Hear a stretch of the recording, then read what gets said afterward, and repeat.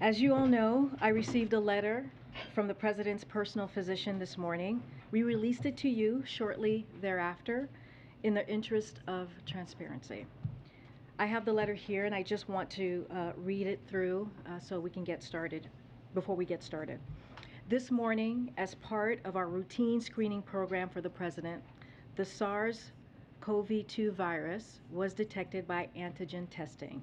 This result was subsequently confirmed by a PCR test.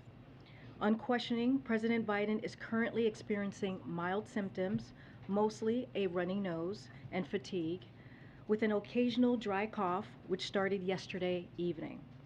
Given that he meets USA Food and Drug Administration, FDA, Emergency Use Authority criteria for paxlovid, I have recommended initiating such treatment. The President is fully vaccinated and twice boosted, so I anticipate that he will respond favorably as most maximally protected patients do.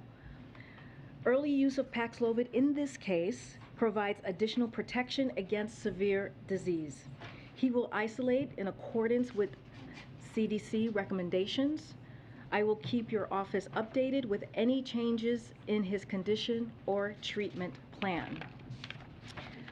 I also wanted to provide you with a brief readout of the President's activities today. The President has been working from the residence, like so many of us have during this pandemic, doing calls with senior staff, including the Chief of Staff, myself, and Dr. Jha, who's here with us. As we read out, the President also called Senator Casey, Representative Cartwright, mayors of Scranton, Mayor of Wilkesboro, and Representative Clyburn. The President also called a few of his cousins from Scranton who were set to attend today's event in Pennsylvania. And he spoke with Ambassador Giddenstein and Cornyn. You all have seen the photo he posted on and the video that was just released to all of you out of transparency moments ago. The President will continue to work from the residence. Today, as you all know, as I just mentioned, and as we sent out earlier, Dr. Ashish Jha, our COVID-19 response coordinator, is joining us today in the briefing room. And as I tweeted out earlier, Dr. Jha and I spoke to the President this morning, and he said he's feeling fine. He has a little dry cough, as I just mentioned from the doctor's letter, a little runny nose. He's feeling tired, but he's working very hard on behalf of the American people. And with that, Dr. Jha. Good afternoon, everybody. I'm pleased to be with you. As Karine mentioned, I spoke to the President earlier. I also spoke at length with Dr. O'Connor, who is the President's personal physician. And I'm happy to share the readout of these conversations with you, and then I'm happy to take questions. In terms of my conversation with the President, he sounded great. I asked him, Mr. President, how are you feeling? He said, I'm feeling fine. He said he was feeling fine. He had been working all morning. He hadn't even been able to finish his breakfast because he had just been busy. I encouraged him to finish his breakfast. In terms of my conversation with Dr. O'Connor, we talked at length about what happened this morning. As Karine mentioned, the President got his regular testing that he does on his regular cadence. After he tested positive, he reported these symptoms that have been described. Dr. O'Connor examined him thoroughly. He found his exam to be normal, to be at his baseline. And then obviously he recommended that the President take Paxlovid.